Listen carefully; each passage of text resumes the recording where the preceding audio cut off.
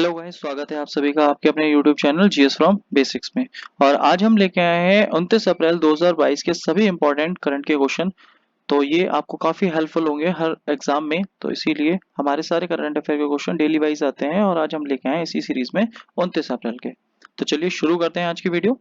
तो आज का हमारा पहला क्वेश्चन है, फर्स्ट क्वेश्चन है, अप्रैल 2022 में किसे national association of software and services company NASSCOM का चेयरमैन नियुक्त किया गया है। अब नेस्कॉम की बात आती है तो नेस्कॉम अगर देखा जाए ये सॉफ्टवेयर से रिलेटेड एक कंपनी है और सॉफ्टवेयर से रिलेटेड है, तो हाल ही में इसके नए चेयरमैन नियुक्त हुए हैं कृष्णा रामानुजम। तो कृष्णा रामानुजम अगर देखा जाए इसके चेयरमैन है। और अगर बात आती है कि पहली महिला अध्यक्ष कौन थी, तो वो थी रेखा मेमन। तो यहाँ पर ये भी नाम इंपॉर्टेंट है, ये अगर देखा जाए तो ये है पहली फर्स्ट महिला अध्यक्ष। तो ये पहली महिला अध्यक्ष थी इसकी। और अगर बात आती है अब वर्तमान में कौन है, तो कृष्ण राज रामानुजम। नेक्स्ट अगर हम बात करें, तीसरा ऑप्शन है हमारा अनंत माहेश्वरी। तो अनंत माहेश्वरी अगर देखा जाए इस संस्था के उपाध्यक्ष हैं, तो इनका नाम भी है। कृष्णा रामानुजम वर्तमान हो गए, रेखा मेनन पहली महिला थी, अनंत नागे जो माहेश्वरी हैं ये है उपाध्यक्ष। और यहीं से अगर बात आती है अनंत नागेश्वरम की, तो वो भारत के मुख्य आर्थिक सलाहकार है वर्तमान में। सेबी की पहली महिला अध्यक्ष कौन है, माधवीपुरी। भारत के नए मुख्य वैज्ञानिक सलाहकार हैं अजय कुमार सूद। तो ये कुछ हमारे इंपॉर्टेंट नाम है। नेक्स्ट देखते हैं अगला क्वेश्चन, हाल ही में चर्चा में रहा मालचा महल कहाँ स्थित है। तो जो मालचा महल है ये हमारा नई दिल्ली में स्थित है। और नई दिल्ली की अगर बात करी जाए तो इसको जो बसाने वाले थे, इसका जो निर्माण करवाया था फिरोज शाह तुगलक ने करवाया था। बाद में यहाँ पर नवाब आके रहने लगे थे। तो इसी कारण अब ये जो मालचा महल है ये है दिल्ली में, और ये अगर देखा जाए पूरी तरह से खंडर हो गया है। तो इसके लिए दिल्ली सरकार कह रही है कि इसका क्या करवाएगी, जीर्णोद्धार करवाएगी, इसका रिनोवेशन करवाएगी। अगर हम बात करें शेरशाह का मकबरा, शेरशाह का मकबरा कहाँ है, सासाराम। और सासाराम कहाँ पड़ता है, बिहार में। नेक्स्ट अगर हम बात करें हुमायूं का मकबरा, तो हुमायूं का मकबरा पड़ता है दिल्ली में। और अगर हुमायूं के मकबरे की बात करी जाए तो इसमें एक हमारी शैली है, इस शैली का नाम है चार बाग शैली। इस शैली का प्रयोग हुआ है, चार बाग शैली का प्रयोग। और अगर हम बात करें बीबी का मकबरा औरंगाबाद में, और औरंगाबाद है तो यहाँ पर एक नाम निकल के आता है औरंगजेब का। तो औरंगजेब ने बीबी का मकबरा बनवाया था। तो औरंगजेब ने कहाँ बनवाया था, औरंगाबाद में। और इसी को बोला जाता है ताजमहल की फूहड़ नकल।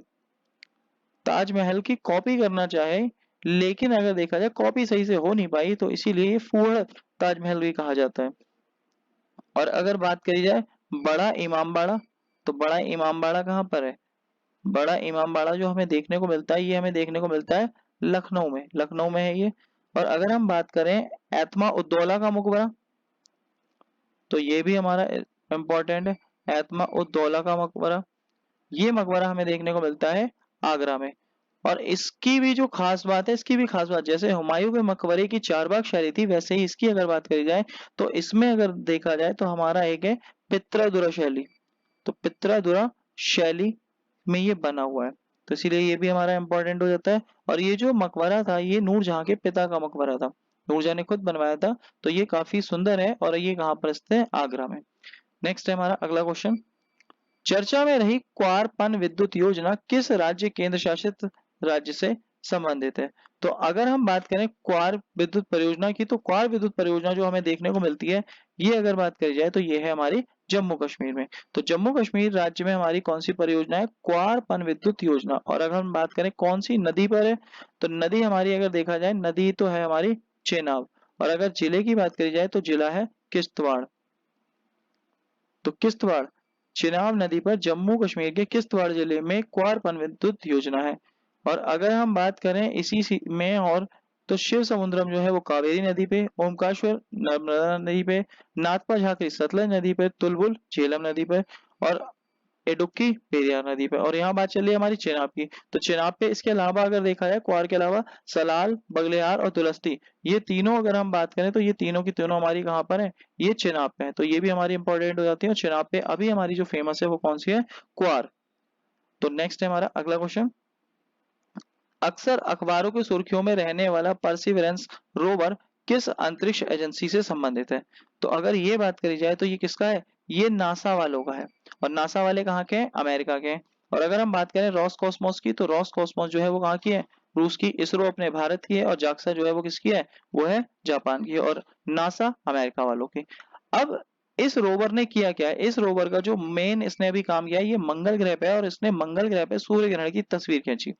और सूर्य ग्रह पे अगर सूर्य ग्रहण होता है तो कैसे होता है, एक तरफ होती है सन और अगर एक तरफ होती है हमारी अर्थ और बीच में कौन आ जाता है, मून। यानी जो पृथ्वी का उपग्रह है वो बीच में आ गया है सूरज और पृथ्वी के बीच में। यहाँ अगर बात करी जाए तो मंगल के भी दो उपग्रह, एक तो है हमारा फोबोस और एक है हमारा डीमोस। तो डीमोस सौर मंडल का सबसे छोटा है और अगर बात आती है सौर मंडल का सबसे बड़ा है गैनीमेड बृहस्पति का। अब यहाँ पर अगर देखा जाए, यहाँ तो बात चल रही है पृथ्वी की जगह मंगल की और इधर मून की जगह क्या आ गया, इधर आ गया फोबोस। तो इस तरह से मंगल पर सूर्य ग्रहण हुआ जिसकी इसने तस्वीर ली। आदित्य L1 अगर देखा जाए ये किससे संबंधित है, इसरो से। मंगलयान जो भारत ने भेजा था वो कौन से रॉकेट से भेजा था, PLC-25 से। और चंद्रयान प्रथम जो भेजा था वो PSLV-C11 से। तो PSLV रॉकेट भारत का काफी भरोसेमंद रॉकेट है और जितने भी अच्छे अच्छे मिशन किए जाते हैं तो सारे के सारे PSLV से। और अगर हम बात करें संयुक्त अरब अमीरात ने अभी एक मंगल पर मिशन भेजा था, तो मंगल के लिए एक मिशन था होप मिशन। तो होप मिशन हमारा किसका है, ये संयुक्त अरब अमीरात UAE का है। और अगर बात करी जाए PSLV-C52 क्या है, तो 2022 का 14 फरवरी के दिन पहला उपग्रह छोड़ा गया था 2022 का। वो कौन से रॉकेट से छोड़ा गया था, PSLV-C52 से। अगर बात करी जाए गगनयान की, तो गगनयान ये भारत का पहला मानवयुक्त अंतरिक्ष यान है जिस पर हमारा काम चल रहा है। नेक्स्ट है हमारा अगला question, Times Higher Education ranking. तो यहाँ पर इम्पैक्ट एक वर्ड हो जाएगा हमारा, impact ranking. Times Higher Education impact ranking 2022 में पहला स्थान किस यूनिवर्सिटी को मिला है, तो पहला स्थान मिला है वेस्टर्न सिडनी यूनिवर्सिटी। और सिडनी अगर देखा जाए तो ये हमारा कहाँ पड़ता है, ये पड़ता है ऑस्ट्रेलिया में। तो ये यूनिवर्सिटी ऑस्ट्रेलिया की है जिसको अगर देखा जाए पहला स्थान मिला है किसमें, टाइम हायर एजुकेशन में, तो इसके अंतर्गत। और अगर बात आती है सेकंड नंबर पे एरिजोना है, तो एरिजोना कहाँ पर है, ये हमारी USA अमेरिका में है। तो ये दोनों हमें याद रखनी है, वेस्टर्न सिडनी ऑस्ट्रेलिया को, इसको हमारा प्रथम स्थान मिला है। भारत के अगर देखा जाए तो भारत में 64 विश्वविद्यालयों को इसमें रैंकिंग में स्थान मिला है, 64 विश्वविद्यालय है। और अगर बात करी जाए सिंधु यूनिवर्सिटी, तो सिंधु यूनिवर्सिटी है हमारी लद्दाख में। रक्षा यूनिवर्सिटी गुजरात के गांधीनगर में। स्वामी विवेकानंद योगा यूनिवर्सिटी, तो ये एक ऐसी यूनिवर्सिटी है जो भारत के बाहर स्थित हुई है, पहली योगा यूनिवर्सिटी। तो वो कहाँ हुई है, लॉस एंजलिस, और लॉस एंजलिस ये कहाँ है, USA में है। नेशनल स्पोर्ट्स यूनिवर्सिटी ये कहाँ पर है, मणिपुर में। और मणिपुर में आपकी अगर झील भी है, लोकटक झील, जिसमें हमारा एक विश्व का एकमात्र तैरता उद्यान है केबुल लामजो। और अगर बात करिए ट्रांसजेंडर यूनिवर्सिटी, इसकी स्थापना कहाँ हुई है, तो ये हुई है कुशीनगर उत्तर प्रदेश में। नेक्स्ट है हमारा अगला क्वेश्चन, 26 अप्रैल से 1 मई 2022 तक बैडमिंटन एशिया चैंपियनशिप 2022 का आयोजन कहाँ किया जा रहा है। तो अगर इसकी हम बात करें तो ये हो रहा है हमारा मनीला फिलीपींस में, मनीला फिलीपींस में हो रहा है। और इसका कौन सा संस्करण हो रहा है, 40वां संस्करण हो रहा है। और अगर बात करी जाए थॉमस कप और उबेर कप, ये भी किसी संबंधित है, तो बैडमिंटन से। अगर हम बात करें एशिया का नोबल जो कहलाता है वो क्या कहलाता है, रेमन मैग्सेसे पुरस्कार कहलाता है। और इसका भी अगर देखा जाए हेडक्वार्टर कहाँ है, कहाँ से मिलता है, मनीला से। और मनीला कहाँ है, फिलीपींस में। और अगर हम बात करें मनीला में ही, तो अंतरराष्ट्रीय चावल अनुसंधान केंद्र भी है मनीला में। और अगर भारत में बात करेंगे तो भारत में है कटक, उड़ीसा में। भारत का है उड़ीसा कटक में। और अंतरराष्ट्रीय की बात करेंगे तो मनीला फिलीपींस में। अभी एक आत्मकथा आई है पुलेला गोपीचंद की, और ये अगर देखा जाए इनकी आत्मकथा का नाम क्या है, शटलर फिलिक।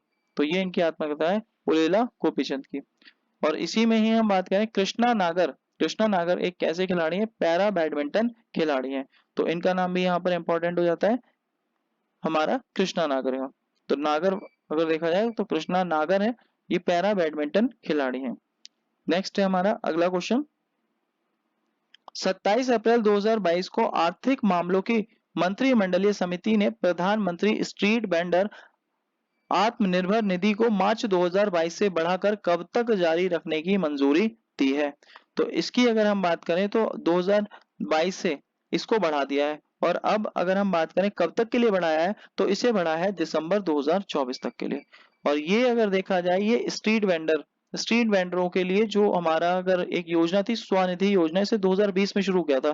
पहले ये 2022 तक थी लेकिन अब इसे बढ़ाकर कब कर दिया है, 2024 तक। और इस योजना के अंतर्गत अगर देखा जाए स्ट्रीट वेंडर्स जो होते हैं उन्हें क्या मिलेगा, 10,000 रुपए तक का लोन मिलेगा।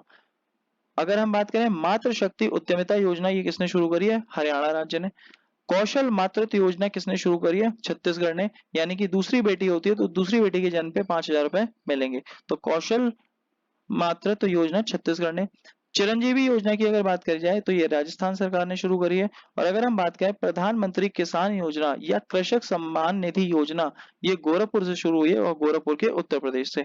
इसके अंतर्गत इन्हें किसानों को 2-2 हजार के 3 चेक मिलेंगे, यानी कि 6,000 रुपए एक किसानों को प्राप्त हो जाएंगे। तो ये भी हमारी इंपॉर्टेंट योजना है। नेक्स्ट देखते हैं अगला क्वेश्चन। 18 से 21 नवंबर 2022 के मध्य 21वां वर्ल्ड कांग्रेस ऑफ अकाउंट 2022 का आयोजन कहाँ किया जाएगा? तो इसका जो आयोजन है अगर बात करी जाए तो मुंबई में आयोजन किया जाएगा इसका। तो मुंबई इंपॉर्टेंट हो जाता है। और अगर हम बात करें सस्टेनेबल डेवलपमेंट एसडीजी की, तो इसके अगर कुछ गोल हैं, और कितने गोल हैं? 17 गोल हैं जिन्हें पूरी करने की बात कही गई 2015 से लेकर 2030 तक। और अगर हम बात करें सतत विकास का पहला सम्मेलन कहाँ हुआ था? तो पहला सम्मेलन 1972 में स्टॉकहोम में हुआ था। 1972 में स्टॉकहोम में। नेक्स्ट है हमारा अगला क्वेश्चन। अप्रैल 2022 में कौन सा देश बिटकॉइन को अपनी आधिकारिक मुद्रा बनाने वाला दुनिया का दूसरा देश बन गया है? तो दूसरा देश अगर देखा जाए तो कौन सा बन गया है? सेकंड नंबर पे हमारा क्या है? मध्य अफ्रीकी गणराज्य। और इससे पहले अगर बात आती है फर्स्ट नंबर पे आता है एल सल्वाडोर। तो एल सल्वाडोर ने अपनी आधिकारिक मुद्रा बना ली थी बिटकॉइन को, और अब बनाई है मध्य अफ्रीकी राज्य ने। और अगर हम बात करें बिटकॉइन, तो बिटकॉइन आया कहां से? जापान से आया है। जापान में अगर देखा जाए एक व्यक्ति है सतोशी नानामोटा, तो उन्होंने अगर देखा जाए बिटकॉइन का आविष्कार किया।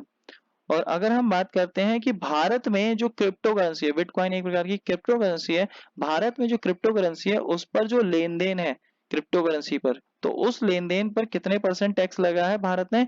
30% टैक्स लगाया है भारत के अंदर अंदर। तो ये भी हमारे इंपॉर्टेंट बात है। और अगर हम बात करें जो ये हमारा अफ्रीकी गणराज्य है, तो अफ्रीका महाद्वीप की खास बात ये है कि अफ्रीका जो महाद्वीप है यहाँ पर अगर देखा जाए तो तीनों रेखाएं गुजरती हैं। कर्क रेखा, भूमध्य रेखा और आपकी मकर रेखा, तीनों रेखाएं गुजरती हैं। और कर्क रेखा, अगर भूमध्य रेखा की बात करी जाए और अगर हमारी मकर रेखा की बात करी जाए तो इन्हें दो नदियां भी काटती हैं। 0 डिग्री को एक कांगो या जायरे काटती है, और मकर रेखा को 2 बार कौन सी काटती है? आपकी लिम्पोपो। और अगर 0 डिग्री इसकी हमारी कर्क रेखा की अगर बात होती है तो भारत में काटती है। भारत में एक है हमारी माहे नदी। तो ये हमारे इस रेखा को क्या है? 2 बार काटती है। तो अफ्रीका महाद्वीप, और अफ्रीका महाद्वीप की खास बात ये भी है कि अफ्रीका महाद्वीप चारों गोलार्धों में स्थित है। इससे तीनों रेखाएं गुजरती हैं और पृथ्वी के चारों गोलार्धों में भी स्थित है। तो ये मध्य अफ्रीकी गणराज्य है जिसने बिटकॉइन को अपनी आधिकारिक मुद्रा बना लिया है, और ये दूसरे नंबर का देश है। और पहला है एल सल्वाडोर। नेक्स्ट हमारा अगला क्वेश्चन। अप्रैल 2022 में कौन सा देश संयुक्त राष्ट्र विश्व पर्यटन संगठन से हट गया?